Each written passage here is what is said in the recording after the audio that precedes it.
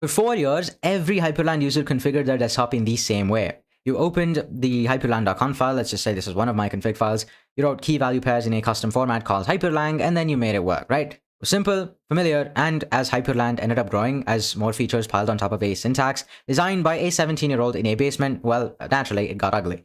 Window rules turned into unreadable one-liners, keybinds couldn't hold any logic, you needed external bash scripts for literally anything beyond the basics. The config format was bending under the weight of everything that Hyprland had become since its inception. And as of Hyprland 0.55, that's over. Your config file is now Lua. Not a custom DSL, not key value pairs, but an actual programming language that changes everything about how you interact with your compositor. What's going on, everyone? I'm Sane. I've been writing Hyprland for about 4 years now and have watched it basically grow up into the big boy that it is today. And I'm breaking down the biggest change that Hyprland has made since I started using it today, right? Lua configs. I'm going to show you what the new syntax looks like, why it's better than what we had before, and what you can do now that was impossible before, and how to actually migrate without breaking your setup. So let me give you context on why this change was necessary, because it wasn't just a style preference. Hyprlang, which was the old config format, started as simple key value pairs, right? Something like general : gaps underscore in equals 5. Yeah, works. Clean, readable, and then gets it done. But Hyprland kept adding features, and every new feature had to be crammed into that flat syntax. Window rules went from window rule equals float, kitty to monstrosities like freaking something like this. Window rule equals immediate, how do you even type this? Immediate, yes, then border underscore size 4, and then class, caret, among us, oh man, yeah, basically, this is absolute monstrosity, and the command isn't even over because I still have more that I can type, right? All on one line, comma separated, with regex patterns shoved in next to Boolean flags, next to integer values. Baxter himself called it unreliable, unreadable, limited, and cluttered. And the real limitation wasn't actually the ugliness. It was that a key value config couldn't hold logic, right? You couldn't put an if statement in your keybind, and you couldn't loop over a list of workspaces. You couldn't define a function that gets called when a window opens either, right? Every time you needed conditional behavior, you had to shell out to a bash script, which meant that your config logic was scattered across multiple files in multiple languages. Lua fixes all of that. It's a real programming language, lightweight, fast, battle-tested. Neovim uses it, AwesomeWM uses it. It has variables, functions, loops, conditionals, tables, string manipulation, and a full standard library. Basically, everything that you could possibly ask for from a programming language. And now, Hyprland speaks it natively. So, as for the new syntax, your config now lives at config hyprland.lua here. If Hyprland finds this file at startup, it loads it instead of hyprland.conf. If there's no Lua file, it falls back to the old format, so nothing breaks if you're not ready to migrate yet. Let me show you what the new syntax looks like compared to the old one, okay? Let's go to my key bindings file, for example, config hyper modules binds.conf. And by the way, if you're wondering what this module syntax is all about, this is not actually something that you can find by default, okay? This is a setting that, or rather, a change that I've made to the config, which basically allows me to split the config, the main hyprland.conf file, the one that's like 450 lines long, into a bunch of different parts. So because I have split it into different parts, I'm actually able to access whatever actually concerns me instead of having to go through the entire file trying to look for that one needle inside such a big haystack. So if you want to learn how to make this for yourself, as well as how to make custom theme switchers like this one, where all you have to do is just change the theme using a custom theme switcher menu like the one that you're seeing here, and even change wallpaper like this one, ta-da, and have literally every single app adapt to that change, you can go ahead, click the first link in the description, and check out Hypraccelerator. It's a program that has over 10 hours of content that teaches you exactly how you can do this step by step so that you're not wasting time copying and pasting dot files or jumping from one tutorial to the other instead of actually doing the writing. If you check out this theme switchers module, for example, here I cover what theme switchers actually are, different kinds, how to set up wallpaper-based and custom theme switching, all with rofi menus and scripts, explained so that you don't just have to go around looking for everything yourself. Okay, so this is me actually explaining the logic. Now, if I go to this part, we're actually implementing it inside of another user, which makes things clearer so I can actually explain properly without me having to destroy my own config. Okay, this is the code part that you're going to be writing along with me so that you actually understand and not just copy and paste. So if you want this, you can go ahead, click the first link in the description right now and check out the program. Great. Now, as for binds.conf, this is what the average keybind looks like, right? Let's go down. So this is the instant eyedropper one that I covered in a previous video. So bind equals alt-shift-C, exec pkill sig-user1 ie-r. That's pretty great. Not bad. Now, if you check this out, okay, your config now lives here, because of which you're going to be using a completely new syntax. So the new keybind is going to look something like this: hl.bind. Okay, hl.bind. This is going to be super plus return, let's say, for the terminal if we're executing. So super plus return, return.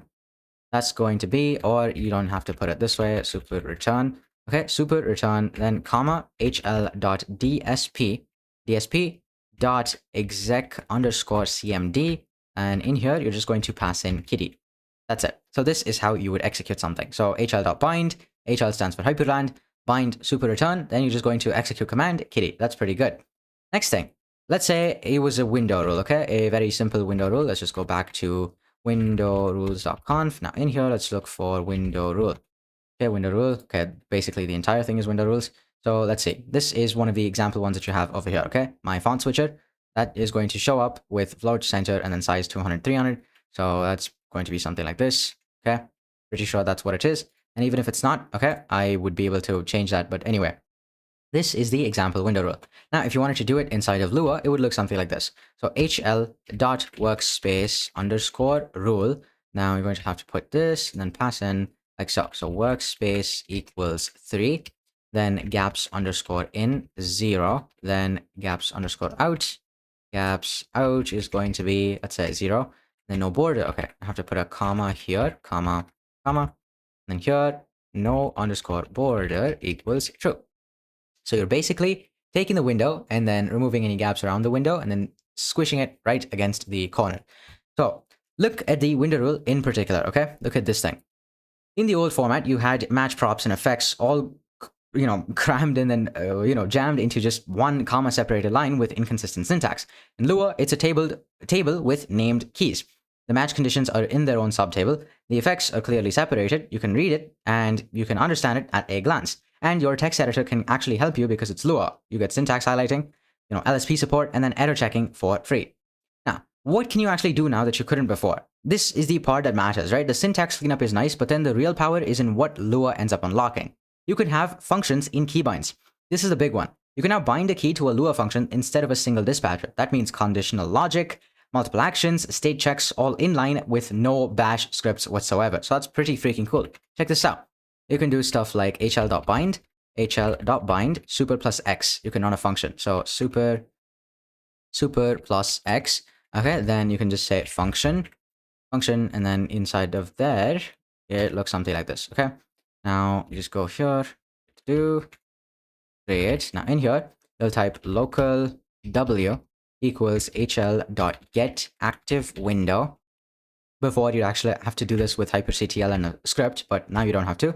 If w arrow, or no, not arrow, but actually minus equal to nil, and w dot title equals htop. So if the window title is htop, then you can do this. So then hl dot dispatch, hl dot dsp dot window dot float. Okay, now in here, float, what are you going to float? Well, action set, action equal to set. Otherwise, else you can do this. So let's push this back. Let's come back here. hl.dispatch, hl.dsp.window. Hold on. Window.float. Then here it's going to be action equals toggle. Just type that down. Toggle, like, okay. And here, I'm gonna have to get this right? Toggle. Fantastic. Now we also have to end here and then put down and end here as well. Now this keybind checks if the active window is htop. If it is, it forces float. If it's anything else, it toggles float. Try doing that in the old config, man. You'd need an external script, a hyperctl call, and a conditional in bash, as well as a prayer. As for event callbacks, you can now register functions that fire when things happen in your compositor. So some stuff like window focus changes, workspaces get created, windows open, and monitors connect. So let's try that as well. hl.on, window.active, comma, function w. In here, let's try this. hl.notification.create. You can pass in like so. Text equals focused. And then here, dot, you chain this. So that's going to be w.title. Then timeout, hold on, not title out, but timeout equals 3000. Then you can say icon equals okay. Okay, put a comma there, then you can just put down an end here, and then that's it. That shows a notification every time you focus a new window. But think bigger. You could log which applications you use most. You could automatically apply different settings when a specific window gets focused. You could trigger a theme change based on the time of day. The event system turns your config from a static description into a reactive program. You can also schedule things with timers, stuff like local, let's say my timer equals hl.timer, then you can add a function here. Now inside of this, you're going to do something periodically. Just say do something periodically, then end, pass an end here, comma, timeout. Then you actually specify the parameters for timeout. So timeout equals 60,000. So it's going to be in milliseconds. So every second. Type equals repeat. That runs every 60 seconds. You could use this to check battery level and then adjust your theme. You could cycle your wallpaper, you could even dim the screen gradually, all from your config. No cron jobs and no external daemons required. As for modular configs with require, that is something you can do as well. So instead of sourcing files with the old source keyword, you use Lua's native require. And here's the crucial part. Each require call runs in its own scope. If one file has an error, the other files still load. In the old config, a syntax error in a sourced file could cascade and break everything downstream. Lua isolates the damage. Now, if we were to type this as well, it would go something like require monitors, and then we'll just copy this, paste it over and over. Now this one, you can call it something like keybinds. This one would be window rules. This one would be theme. That's it. Now each of those is a separate .lua file, clean, organized, and failure resistant. Now, if you're looking at all of this and thinking, I want to set up my Hyprland config properly from scratch with the new Lua syntax, that's exactly the kind of thing that hypraccelerator prepares you for. It gives you the foundation so that when changes like this land, you understand what's happening and can actually adapt instead of scrambling. You can go ahead, click the first link in the description right now and check out the program. Great. So one of the things I was most worried about with this change was the error experience. With the old config, a typo meant something silently didn't work. With Lua, a syntax error can abort the entire file. That sounds crazy, but Hyprland handles it well. If you have a major error in your config before your keybinds load, Hyprland gives you emergency keybinds. Super Q is for terminal, Super R is for run, Super M for exit. It also pops up an error notification telling you what went wrong and what line it actually happened on, so you're never locked out. As for runtime errors, like calling a nil value or passing the wrong type to an HL function, abort the current file, but don't crash Hyprland. You get a notification, you fix the error, you save, and then the config hot reloads, just like before. And Hyprland has protections against infinite loops. If your script runs too long, it gets killed with a timeout, so you don't accidentally end up locking your session on a bad while loop. The error messages are also actual Lua error messages now, which means they're specific, like line numbers, stack traces, and actual descriptions of what went wrong, compared to the old config where a broken setting just silently didn't apply. This is a massive improvement. Alright, so the practical question, how do you go from hyprland.conf to hyprland.lua? The official recommendation, and I agree with this to be honest, is to not use an automated converter. Vaxtree said it himself. The whole point of Lua is to get rid of the hacks and bash scripts that the old format forced you into. An automated converter would just translate those hacks into Lua, which defeats the purpose. Instead, takes this as an opportunity to rebuild your config with intention. Start with the example config that Hyprland auto-generates. It covers the basics and then shows you the new syntax for monitors, keybinds, and settings. Then add your customizations one section at a time. The migration path I'd recommend is this. First, set up your monitors, okay? Then your keybinds, and while you're at it, consolidate any bash script hacks into actual Lua functions. Then your window rules, because then, you'll notice immediately how much more readable they are. Then your theme settings, so decorations, animations, Bezier curves, then any advanced stuff like event callbacks, timers, and workspace rules. Great. Then keep your old hyprland.conf as reference while you work. Once your Lua config is complete, Hyprland would automatically prefer it over the old one at startup. No flag needed, just having hyprland.lua present is enough. And one important note, okay? Hyprland ships auto-generated Lua stubs inside the repo's meta directory, usually installed at user share hyper stubs. Point your LSP at these and then you'll get autocomplete and type checking for every HL function. That alone makes the migration significantly smoother. Okay, now let me zoom out and talk about what this change means for the Ryzen community specifically, because I think the implications are bigger than just cleaner syntax. Lua configs mean that your entire compositor is now scriptable, not through IPC hacks and external tools, but natively from inside the config. Your desktop behavior can be as simple or as complex as you want. A beginner can write 10 lines of basic keybinds and settings and have a working setup. An advanced user can build an entire reactive desktop environment with event-driven logic, dynamic theming, conditional window management, and scheduled automation all in one language, all in one place. This puts Hyprland in the same category as awesome WM in terms of configurability. The difference is that Hyprland is a modern wayland compositor with animations, blur, and a thriving ecosystem. That combination, deep scriptability plus modern compositing, did not exist before. We're walking on new territory right now.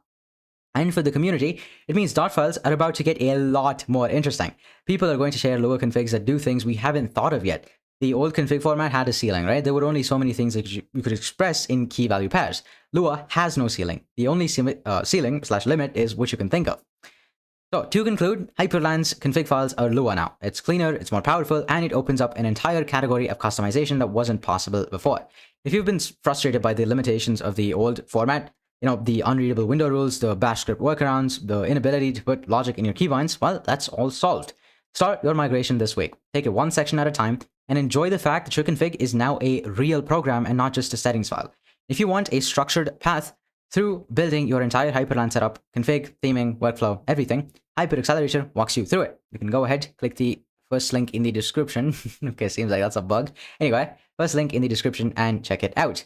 And actually, if you want to see what's possible when you push Hyprland's config to its limits, go watch my video on why waybar is holding you back. The Lua config change makes a jump from 2 desktop shells even more natural, and that video explains why.